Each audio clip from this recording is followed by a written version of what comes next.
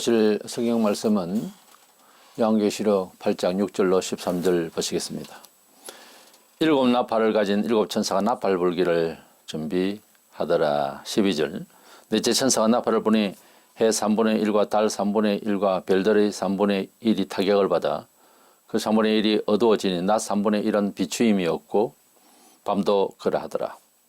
내가 또 보고 들으니 공중에 날아가는 독수리가 큰 소리로 이르되 땅에 사는 자들에게 화가 있으리니 이는 새 천사들이 불어야 할 나팔 소리가 남아 있음이로다 하더라. 아멘. 요한계시록에 말세에 되어질 일에 대한 환상이 본론은 6장에서 18장까지 열거되고 있습니다. 19장에 예수님께서 비로소 읽어보면 확연히 재림하시는 모습이 나오죠. 그때까지는 온 세상의 대환란이 점점 강화되어 가는 그런 현상을 우리가 보게 됩니다. 6장에서 사도 요한이 주님으로부터 받은 도장이 7개 찍혀 있는 두루마리, 옛날에는 두루마리로 책이 되어 있었죠. 그래서 첫 번째 인을, 도장을 이렇게 뗄 때에 거기에서 백말탄자가 나오는 것과 시작해서 6가지의 인재앙이 6장에서 나타나 보였습니다. 백말탄자가 이제 적그리스도라는 것을 알게 되었고 그 이후의 사건들을 우리가 보게 되는데 그 다음에 붉은 말탄자가 나타나 전쟁을 일으키고 전쟁이 일어나고 하니까 여러 가지 물자도 그렇고 농사하는 것도 힘들고 이래서 기근이 오게 되고 인플레가 심하게 되겠죠. 그리고 검은 말이 나타나서 그렇게 어려움이 오게 되고 청황색 말이 나타나서 죽음이 온 세상을 덮는데 짐승도 사람을 죽이는 이런 현상이 벌어지고 그런 가운데서 천국에서는 먼저 가신 순교자 영혼들이 얼른 우리의 이 상황을 우리 성도들을 생각할 때 판단해 주시기를 언제까지 하시겠습니까? 하고 간청하는 모습이 나옵니다. 이것은 곧 지상에서 우리 성도들이 때가 왔기 때문에 간절함으로 이 시대를 이기려고 하는 성도들의 열정적인 기도와 간절함이 이제 비쳐나오는 겁니다.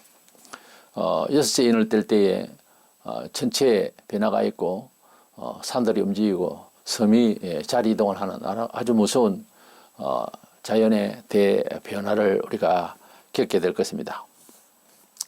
그리고 이제 7번째 인을 열어서 보이니까 그 안에 7 천사들이 나팔을 불 준비를 하고 있습니다.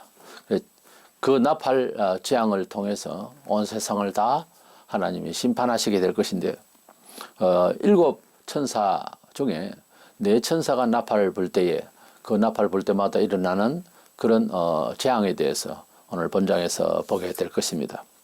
그리고 마지막 7번째 천사가 나팔을 불 때에는 이제 일순간에 다 이루어질 일들인데 거기에 이제 7 천사가 또한 대접을 들고 이제 재앙을 엎을 그런 준비를 하고 있는 모습이 보였습니다. 그 대접은 이제 엎어지면은 주워 담지도 못하고 팍 바로 일순간에 엎어지잖아요. 그래서 대접을 들고 우리 성도가 기도하고 또 하나님께서 준비하신 마지막 그야말로 재앙, 그것이 7 천사에 의해서 이제 그 환상적으로 볼 때에 마지막 나팔 부는 천사 안에 7 대접 천사가 이제 재앙을 내리고 난 뒤에 주님이 오실 것을 그렇게 말씀하고 있습니다. 이래서 이 8장에는 그 나팔 재앙 중에서 4가지 재앙, 이 재앙도 아주 무서운 재앙입니다만은 나누어서 4가지 재앙과 3가지 재앙으로 이제 나눠지게 되는데 4가지 나팔 재앙을 보려고 합니다. 본장 1절에 보면은 하늘이 반시 동안 고요하더라 그랬습니다. 폭풍전야가 좀 조용하듯이 그렇게 아주 뭔가 느낌이 안 좋은 아주 무서운 그런 예고된 하나님의 형벌이 또 재앙이 내려질 것을 예감할 수 있는 그런 분위기가 조성이 됩니다.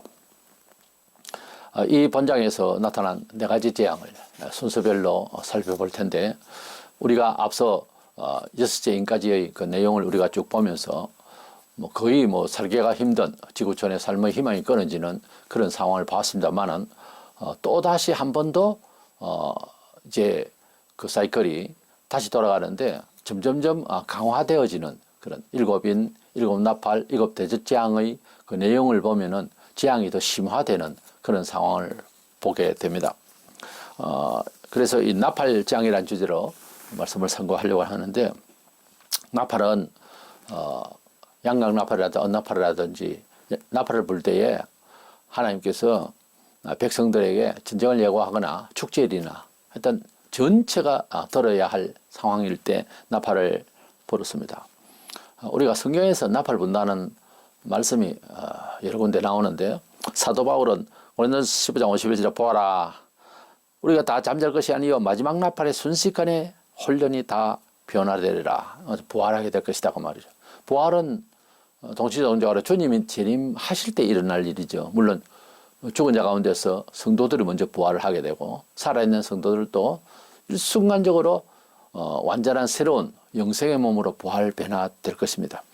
그때가 마지막 나팔이라는데, 이 마지막 나팔을 그냥 교회신학적인 명칭으로 그저 마지막 나팔을 하면 말세에 있을 하나님의 경고의 나팔 소리로, 그런 말씀으로 이렇게 이해하기가 쉽습니다만은, 좀 더 종말론에 세밀하게 들어가서 계시록에 있는 나팔을 생각하면, 마지막 나팔 불 때에 여기에 성도들이 순식간에 혼란이 변한다 하니까 마지막 나팔 부는 내용, 즉 7인 7나팔 7대접재앙 중에서 7번째 나팔재앙, 마지막 나팔재앙이죠. 그 안에 7대접재앙으로서 세상을 완전히 종결시키는 그런 재앙이 있습니다. 이래서 마지막 나팔 불 때에 우리가 부활 변화한다는 것은 마지막 나팔 불 때 그 내용을 통하여 끝으로 주님이 오신다, 그런 뜻이에요.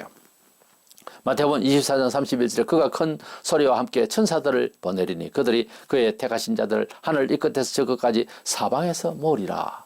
그래서 예수님께서 재림을 말씀하실 때에도 큰 나팔 소리와 함께 천사들을 보내어서 지구촌 전체의 성도들을 불러 모을 것이다. 부활시켜서 변화시켜서 다 구원시킬 것이다, 그 말이에요. 이스라엘이 구약 시대에 애굽에서 홍해의 기적을 통하여 나와서 광야 생활하고, 그 다음 40년 후에 이제 하나님의 약속의 땅 가나안 땅을 들어가는 과정에 첫 번째 당하는 것이 여리고성입니다. 이 여리고성을 무너뜨리기 위해서는 도저히 군사적인 교육도 없고 그런 이스라엘이 할 수 없습니다. 이것은 당할 수밖에 없는데, 하나님께서 하루에 한 바퀴씩 돌고 조용히 돌고 마지막 날에는 7바퀴를 도는데, 그 중에서 제일 마지막 번째 7번째 성을 돌 때에 이제 온 백성들이 함성을 지르면 성이 무너질 것이다. 이거는 얼토당토 안 하는 그런 말씀을 하셨습니다. 그래도 순종함으로 40년 광야 생활 동안 하나님의 말씀대로 잘 살았어. 그렇지 않은 사람은 다 광야에서 죽었습니다. 하나님의 말씀이라면 목숨 걸고 따라가야 된다, 이런 생각들이 되어 있는 사람들이기 때문에 시키는 대로 그렇게 이제 법궤를 앞에 올려매고 가고, 앞에 또 준비된 그런 군사가 있고, 뒤에 백성들이 잘 따라가고, 또 뒤에도 이제 군사들이 잘 지켜주고, 이래서 일주일 동안 한 바퀴씩 돌다가 맨 마지막에는 7바퀴 도는데, 그 7바퀴 중에 제일 마지막 번째 돌 때에는 나팔을 불어라 그랬습니다. 그래서 가만 생각해 보면 계시록에 7인 7나팔 7대접재앙이 나오는데, 마지막 나팔 재앙 때에, 그때에 세상이 다 무너지는 것을 우리가 보게 되거든요. 그래서 이 마지막 나팔이라고 하는 용어 자체가 계시록에서 나오는 7 나팔 재앙을 연상하면서 보면 그게 기착이 됩니다. 마지막 나팔 불 때에 이제 세상이 깨끗이 정리되고 예수님께서 재림하시게 된다 하는 내용을 우리가 볼 수가 있습니다. 이래서 여리고성도 마지막 나팔 불 때에, 마지막 때 그때 나팔 불 때에 성이 이제 하나님의 역사라 무너진 것을 보면 그렇게 이해가 되어집니다. 그래서 이 나팔 재앙은 우리 주님이 곧 오시기 전에 일어날 일들이기 때문에 자세히 우리가 살펴서 이해하고 믿음으로 소망 가운데 우리 주님을 기다리는 우리 성도들이 되기를 원합니다. 먼저 첫째 나팔을 불 때에, 천사가 첫째 나팔을 불 때에 1절에 일곱째 인을 떼실 때에 하늘이 반시간쯤 고요하더니, 그래서 아주 고요하게 이제 뭔가 폭풍전야와 같은 그런 분위기가 연출되는데, 그냥 고요한 이렇게 그 기후라든지 이런 정도가 아니고 앞서 온 천지가 난리를 쳤는데 갑자기 고요하면 더 무섭잖아요. 그런 상황이었습니다. 본문 7절에서 첫째 천사가 나팔을 보니 피 섞인 우박과 불이 나와서 땅에 쏟아지며 땅의 3분의 1이 타버리고 수목의 3분의 1도 타버리고 각종 푸른 풀도 타버렸더라 그랬어요.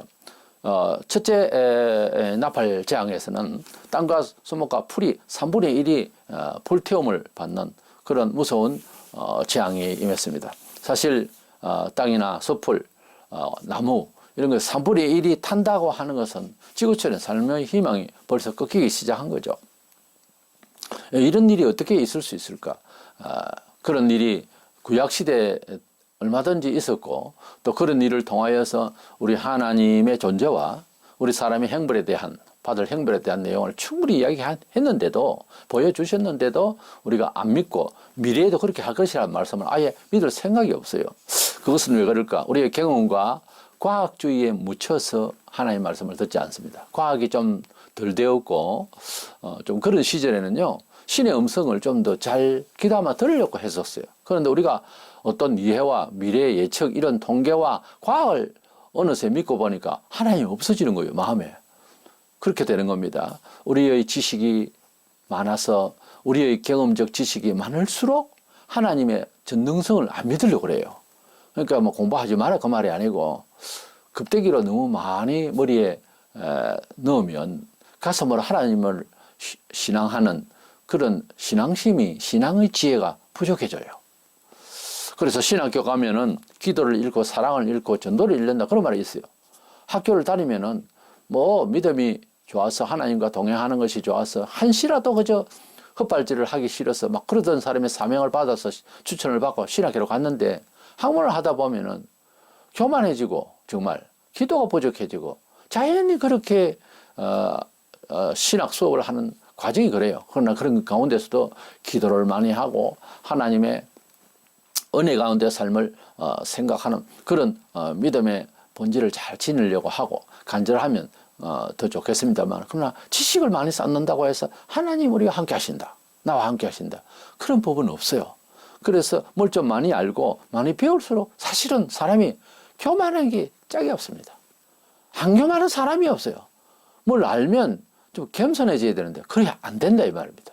하나님을 경험하고 하나님과 함께 사는 것은 차원이 다른 이야기입니다. 배운다고 되는 게 아니에요. 구약시대 때 이스라엘 백성이 애굽에 종노를 할 때에 하나님께서 그들을 불러내시기 위한 열 가지 재앙 중에서 출애굽기 9장 24절에 우박이 내림과 불덩이가 우박에 섞여 내림이 심히 맹렬하니 그랬어요.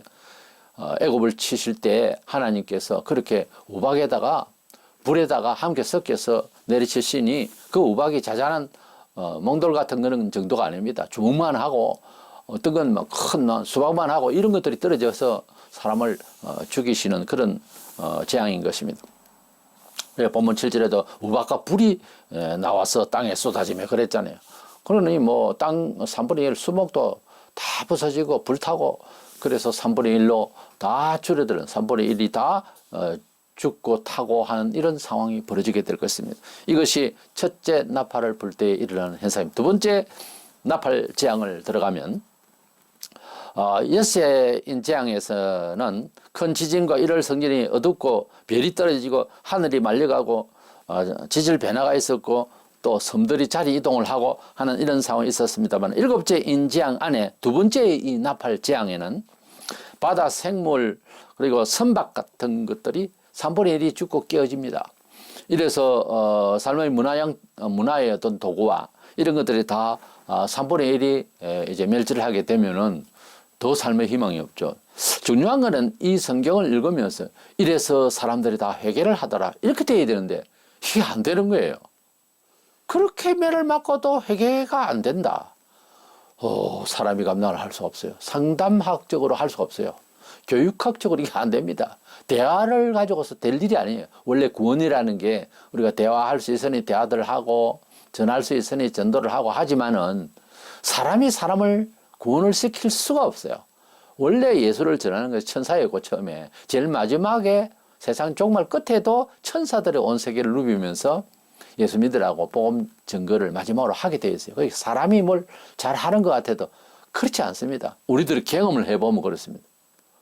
이건 사람의 돌덩이보다 더 하는 거예요. 쇠덩이보다 더해요. 마음을 풀어주시고 부드럽게 하시는 분은 하나님이시지 사람이 안 되는 거예요. 때로는 사람이 목숨 걸고 피를 흘리고 죽기까지 해도 그 자리에서도 끝까지 짓밟는 사람이 있어요. 손양호 목사님이 돌아가실 때도 총을 쏘면서 그래도 얼굴이 천사같이 변했다고 주변 사람이 보았다고 하는데도 그래도 쏘는 거예요. 사람이요 하나님의 뜻을 떠나서 용기백백하는 것은 마귀 거예요. 그리고 그렇게 안 느껴져도 여겨야 됩니다. 그리고 돌아서기를 하나님 앞에 두려운 마음으로 회개하고 새로운 사람이 되기를 희망해야 됩니다. 본문 8절 9절에 둘째 천사가 나팔을 부르니 불붙는 큰 산과 같은 것이 바다에 던져지며 바다의 3분의 1이 피가 되고 바다 가운데 생명 가진 피조물들의 3분의 1이 죽고 배들의 3분의 1이 깨어지더라 그랬습니다. 3분의 1이 바다 생물과 바다와 선박이 3분의 1 깨지면은 지금 우리가 먹고 있는 식량 중에서 음식이 바다에서 나오는 것이 절반입니다. 땅에 나오는 것이 절반이고 여기 3분의 1이 깨어지면 우리가 생활하는데 이건 뭐 엄청난 타격이고 힘들죠. 그런데 이것이 이제 완전히 끝나는 건 아니고 거기에서도 사람이 살아갈 수는 있습니다. 기어이 살아갈 수는 있습니다. 그러나 16장에 넘어가면은 생물이 모두 죽는다고 되어 있어요. 그때는 이제 뭐 끝나는 거죠. 말세 대재앙은 이렇게 처음에는 경고, 그 다음에 이제 도저히 우리가 봐도 살 수가 없는 지경이다 하는데도 억지를 부리고 이러면 나중에는 완전히 다 없애버리는 이런 사이클이 점진적으로 재앙이 심화되어 가는 모습을 우리가 보게 되는 것입니다. 이래서 둘째 나팔 재앙은 바다 생물 선박이 3분의 1이 깨어지고 죽어지는 이런 상황이 됩니다. 땅에 있었다가 이제는 바다로 이제 살기 어렵도록 땅과 바다를 치시는 하나님이십니다. 셋째 나팔 재앙이 이제 나오는데 셋째 천사가 나팔을 보니까 식용수에 문제가 생겼습니다. 그렇지 않아도 앞에 상황을 보면은 물이 이제 문제가 생기겠죠. 아무래도 이러한 지구촌의 대변화에서 물이 이제 먹기가 어렵게 되는데 이것은 그냥 자연 현상에 어떤 이루어질 일도 예측이 되지만 하나님께서 물을 치십니다. 그래서 본문 10절 11절에 셋째 천사가 나팔을 보니 횃불같이 타는 큰 별이 하늘에서 떨어져 강들의 3분의 1과 여러 물샘에 떨어지니 이 별 이름은 쑥이라. 물의 3분의 1이 쓴 쑥이 되며 그 물이 쓴 물이 되므로 많은 사람이 죽더라. 이것을 또 영해하는 사람은 여러 사상이 악한 천사가 내려와서 여러 사상에다가 독한 그런 사망의 사상을 넣어서 사람들이 이 사상을 듣고 이제 영혼이 부패되더라 뭐 이런 식으로 자꾸 읽으려고 그래요. 너무 그렇게 끼워 맞추기를 할 수가 없습니다.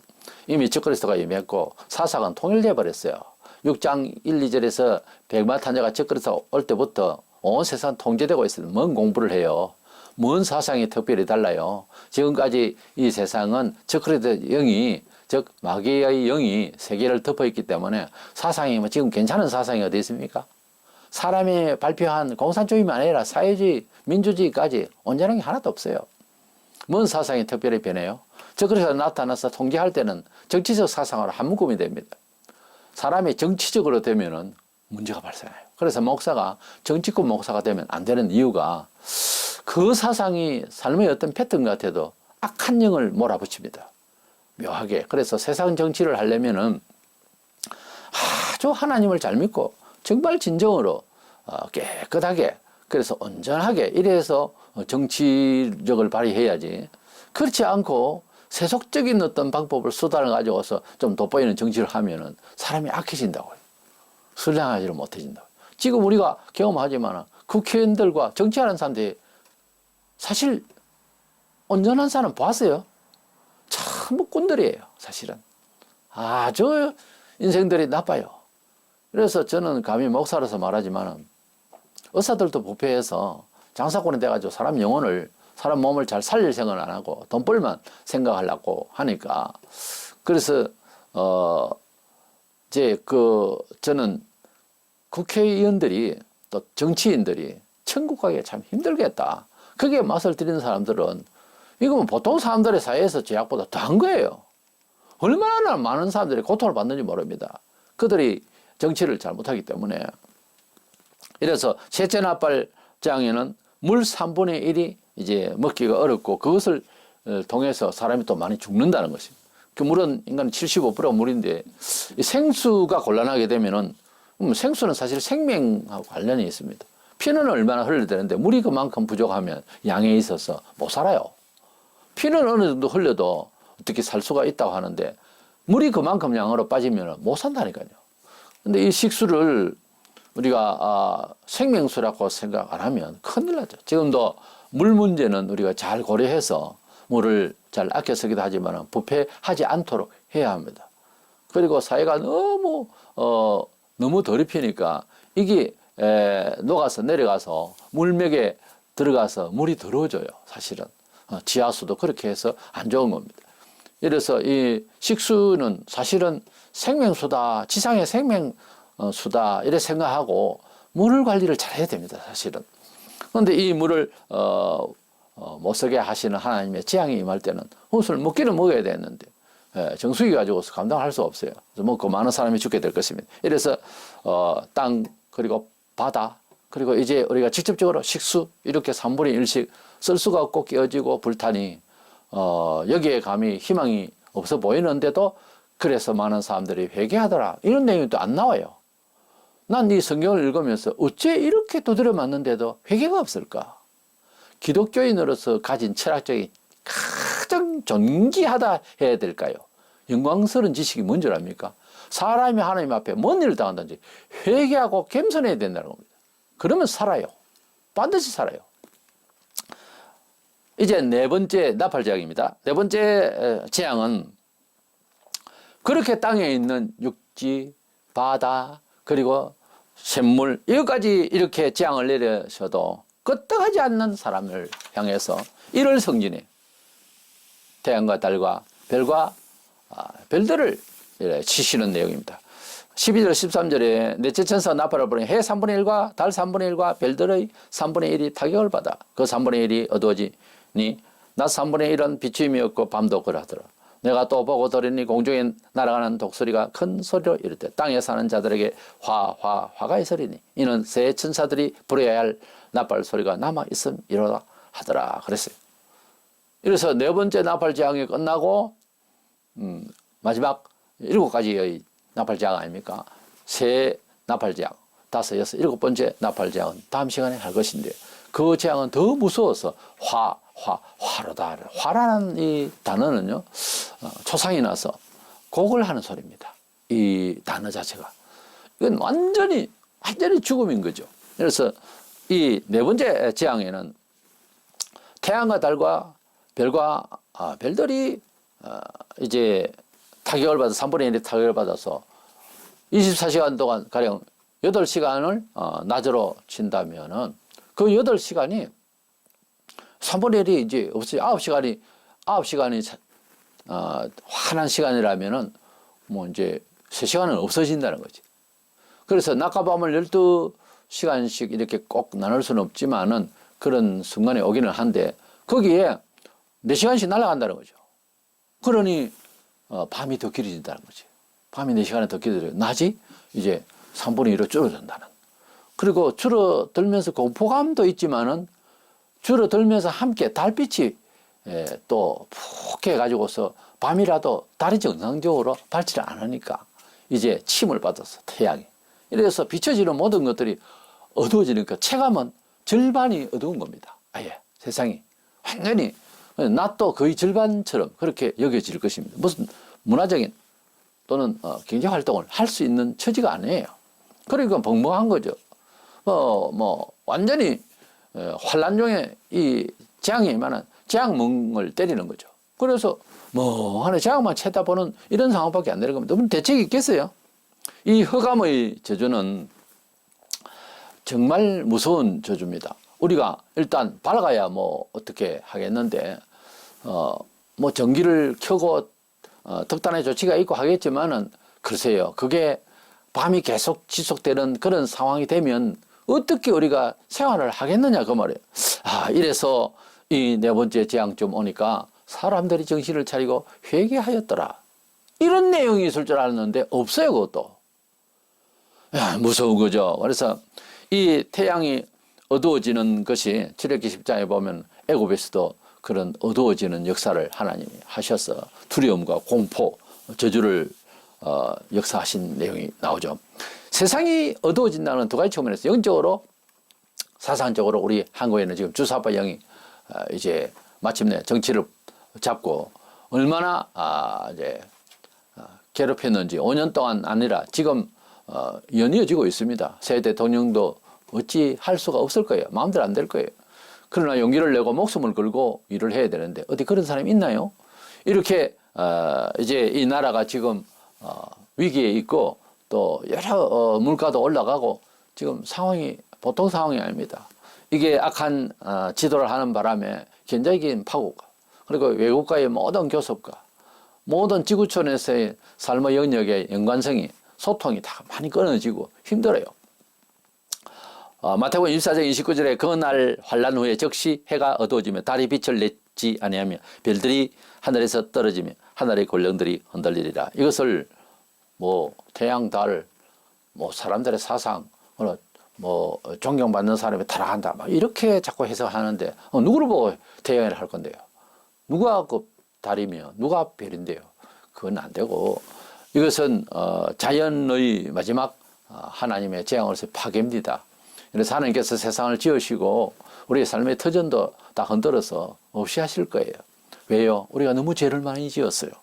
그래서 이 지구촌은 뭐 6천년이 된다, 만년이 된다, 몇만 년이 된다 이렇게 말들 하는데 유구한 역사 동안에 지구촌에 이제 기록 문헌으로 봐서도 인간이 죄만 짓다 가는 거예요. 이 지구촌에. 하나님을 영화롭게 하고 하나님 이름을 찬양하기에 알맞는 생활을 하고 목숨을 걸고 그리고 순교하고 하는 사람은 참 극소수고요. 거의 다 자기 배불리기 위해서 남 해롭게 하고 마음대로 하나님 주신 자연을 그냥 개발이라는 명목으로 마음대로 뜯어건지고 엉망을 해놔버렸습니다. 지구촌은 가스와 모든 공해로 인해서 우리가 자멸할 수밖에 없는 상황이고 전체 물자가 지구로 50번 이상 물같이 다 불바다를 만들 준비가 되어 있다고 하는데 언젠가는 터질 것 아닙니까? 이거 없이 하고 어떻게 천국 같은 생각으로 우리가 이 도구를 가지고서 좋은 일에 쓰자 하려면 없어요. 이미 지구촌은 살기 어렵습니다. 지금 공해는 더 많이 심화되고 있고 별들도 움직임이 이상하다는 것을 나사에서 가끔씩 소식을 우리가 볼 수가 있습니다. 이러므로 땅에 있는 것을 우리가 의존하는 그런 성격 자체를, 그런 사유 자체를 없이 하시고 오직 우리 주 예수 그리스도, 오직 우리의 발을 서서 영원토록 살고 행복하고 안전할 곳은 천국, 이렇게 새하늘과 새 땅을 바라보는 것은 삶을 살아가는 일의 이상적 사유 자체가 아니고 실제로 이루어질 일을 우리가 기다리게 되는 것입니다. 참 좋은 이름난 곳, 그런 명산이나 또는 외국의 여행지를 어쩌다가 가기가 힘들지만 돈이 어떻게 생겨서 누가 조달을 해주고 이래서 가게 됐다 칩시다. 흥분되지 않겠어요? 그런 데가 있을까? 없다. 과연 그럴까? 이러면서 간다고요. 지금은 뭐 비디오를 통해서 하다가 이제는 인터넷을 통해서 싹 다 외국의 좋은 것을 우리가 미리 그림으로 보게 되는 거죠. 뭐 소리까지 다 보게 되고 색깔까지 다 보게 되고 지형을 다 보고 그래서 안내를 받고 그렇게 정보를 가지고 가지만 과거에 안 그랬거든요. 우리가 하나님의 나라에 대해서 글로 되어 있는 내용입니다만은 이 천국의 그림이나 계시록 21장에서 쭉 나오는 또는 우리 주님께서 역사하신 내용들 다 이제 글로서 이제 기록된 것입니다만은 이것이 전부 다 사실이라고 하는 것이 믿으라고 하면 얼마나 좋겠어요. 다 믿으면. 그런데 뭐 죽어봐야 한다 이러면서 천국과 지옥을 이야기했는데도 이게 사람이에요. 그래서 무식하고 모르고 엉뚱한 거지 아무 효용 없고 자기 파괴만 가져오는 그런 고집을 마치 여행을 다녀오고 그런 안내를 받고도 에이 그런 데가 어디 있어. 그림을 보여줘도 기사를 보여줘도 안 믿는 놈하고 같은 겁니다. 그러니 얼마나 우리가 둔한 놈이고 얼마나 고집스럽고 얼마나 불신적이고 아예 사람 자신이 자기가 나빠지니까 안 믿는 거예요. 사람의 사회적 관계도요. 자기가 좀 더 정직하지 못하면 남을 그렇게 봐버려요. 내가 그러니까 항상 그래요. 내가 나를 믿고 내가 하나님 앞에 정직을 사모하면 남의 이야기도 어떤 경우에는 사기꾼도 있습니다만 그러나 대부분 내가 믿고 의지하고 믿고 바라봐주면 그 사람도 마음을 바꿔서 정직하게 화답을 할 수가 있어요. 대부분. 근데 내가 상대방을 반신반의하고 딱 터시고 적으로 생각하니까 상대도 마찬가지인 거예요. 경계심을 가지고. 이런 사회가 소통하기가 참 힘들죠. 그래서 마지막 남은 것은 돈 많이 주면 된다. 돈 그놈도 사기를 쳐요. 돈 그놈도 우리 영혼을 사기를 친다고. 그냥 아무것도 믿을 수 없어요. 오직 믿을 분은 예수. 오직 우리가 거처할 곳은 천당. 그렇게 생각하시고 우리가 사는 믿음의 사람이 되기를 원합니다. 본문 끝에 13절에 공중에 날아가는 독수리가 큰 독소리로 이르되 땅에 사는 자들에게 화가 있으리니 이는 새 천사들이 불어야 할 나팔 소리가 남아 있음이로다 하더라 그랬어요. 화 앞에는 화가 아닙니까? 화지만 화 중에도 화다 이거죠. 너무나 무서운 화가 기다리고 있다는 거예요. 이래서 다섯째, 여섯째, 일곱 번째 나팔 재앙을 우리가 또 보게 될 것인데요. 베드로도 말하기를 베드로서 3장에 천지가 불타 없어질 것이다. 이것은 베드로가 학문이 원래부터 없는 자예요. 사실은 그 사도행전에 나오잖아요. 저 사람 본래 그 학문이 있는 자가 아닌데 어떻게 저래 말을 잘하고 저럴까 해서 감동을 받았죠. 베드로가 뭐 학문적으로 철학적으로 설명할 사람도 아니고요. 베드로는 바다 어부로서 좀 더 단순하고 투박하죠 사람이. 베드로 전서 후서가 좀 투박해요 내용이. 그러나 힘이 있죠. 그가 설명한 이 천지가 불탈 것이다 이 말은 뭐 고상하게 그렇게 하는 스타일도 사람이 아닌데다가 이 말은 세상에 불타 없어진다면 물리적인 이런 천지를 말하는 거예요. 이래서 불타 없어지게 될 터이니 성도들아 우리가 새 하늘과 새 땅을 바라보기 위해서 어떤 사람이 되어야 하겠느냐. 경건하자. 화끈하죠. 아주 단순하면서도 베드로가 수제자 아닙니까? 듣고 표현하는 게 그렇게 단순할 수가 없어요. 사람이 또 단순하게 움직였고 그래서 베드로도 이 세상을 주님 정말 많이 사모한 이 베드로 사도도 세상 천지 불살 것이라고 분명히 말했습니다.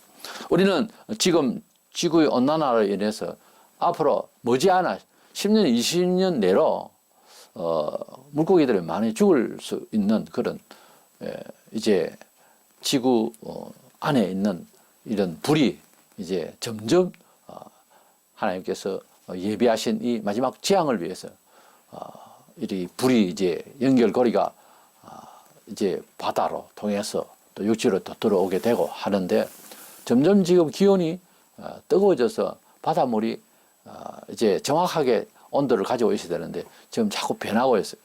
이러면은 고기가 죽습니다, 자연이. 그래서 주님께서 역사하시려고 하는 것이 상시적인 입장에서도 나중에 통계를 내고 과학적으로 설명을 하려고 하는 지구촌의 많은 과학자들과 지구를 나름 걱정하는 사람들이 발표를 하겠죠. 이런 과정에서. 자연이 그렇게 일어날 일들이 사실은 예언된 말씀대로 되어질 일들입니다. 하나님께서 굳이 하나하나 안 하셔도 그러나 하나님은 이제 전쟁을 쳤기 때문에 그래서 전쟁 중에 경제 활동을 못하기 때문에 먹기가 어렵다. 이것도 맞지만 하나님께서 치시면은 가중되게 보이는 거죠. 더 안 되는 거죠. 우리 사람의 예측으로는 웬만하면 살 수 있는데 안 된다 이거죠. 하나님께서 막으시고 하나님께서 역사하시면 다만 우리가 볼 때도 상식적으로도 그렇게 과학적으로도 이렇게 지구촌이 어려워지면 사람이 살기 어려워진다는 것을 예측은 할 수가 있겠죠. 이래서 우리 지구가 생기고 문헌상으로도 없었던 지구촌 전체 사람이 마스크를 끼고 이건 처음이잖아요. 기록이 문헌에 없어요. 이런 경우. 국지적으로 뭐 병들이 있어서 많은 사람이 죽었다는 건 있어도 이런 식은 없었단 말이에요. 앞으로 일어날 3차 대전 있어요. 성경적으로 온 세상이 전쟁을 하게 되는 상황이 벌어져요. 지금까지 그런 일이 없었는데 온 세상을 통제하는 세상 대통령이 나타나요. 그러니까 그 첫 번째 우리가 경험을 하는 것이 부인할 수 없는 이런 코로나를 인해서 온 세계가 덮어졌어요. 그래서 이런 걸 보면 섣불리 날짜 예언을 할 수는 없으나 우리 주님께서 오실 날이 가까워지고 있다. 이런 생각을 가지고 우리 세대에 안 오시더라도 그렇게 오신다고 하는 각성을 가지고 살아야 됩니다. 상황 자체가 옛날하고 좀 달라요. 이래서 우리는 경건하게 하나님의 나라가 나의 집이에요. 영원한 천국과 영원한 나의 영생의 몸이 나의 몸이다. 이렇게 생각하시고 너무 세상의 건강을 위해서 돈, 명예, 즐거움을 위해서만 살려고 기획하지 말고 우리의 삶의 기획은 하나님의 나라에 가서 영원하게 살 수 있을 때 그때 내가 입혀야 할 상을 위해서 즉 영원 구령을 위해서 감사하며 하나님의 백성들을 사랑하며 그렇지 않는 사람들을 전도하며 이것이 우리의 삶의 어떤 패턴이 되면 우리가 죽을 것 같아도 우리가 살고요. 혹시 복음을 위해서 일하다가 그 걸음 속에서 그런 진영 속에서 순교를 당하면 더 큰 상이 있습니다. 이런 생각을 하고 목숨 걸고 믿는다는 말이 그 말이에요. 우리의 처세는 하나님 주신 원래 살아가야 할 매뉴얼 성경이고요. 이 성경을 통하여 성령의 감화를 받고요. 그 감화를 받고 난 뒤에 결국은 예수님을 따라가게 되는 삶이 이루어지는데 그것은 복음을 위하여 직접으로 혹은 간접으로 복음을 위해서 우리가 수고하는 그런 삶이 이제 모토가 되고 목표가 되고 그런 이제 습관화되고 몸에 배어야 됩니다. 안전하서나 주님 인도하여 주시옵소서. 안전하서나 모든 일을 작은 일이든 큰 일이든 주의 뜻인가 항상 경건해가 생각하며 살면 반드시 하나님이 함께 하실 줄로 믿고 천국이 점점 가까워오고 있습니다. 회개하라. 천국이 가까웠느니라. 우리는 회개를 잘해서 회개가 뭡니까? 하나님 뜻대로 살아가는 삶을 살기 위해서 안간힘을 다하는 거예요. 돌이키는 거예요. 세속은 우리에게 아주 기술적으로 첫째 아담에게 하와에게 미혹했던 그 사탄은요 아주 지혜로워요. 그래서 별의별 것을 가지고서 사람을 미혹합니다. 항상 긴장해서 우리 주님 오시는 그날까지 이 모든 재앙들이 다 지나야 우리가 또 주님을 만나게 될 것인데 오시는 그날까지 간절한 기쁨의 그 소망, 희망의 소망, 정말 아름다운 영광의 소망 그거 안고 힘을 내시는 저와 여러분 되시기를 주의 이름으로 축원합니다.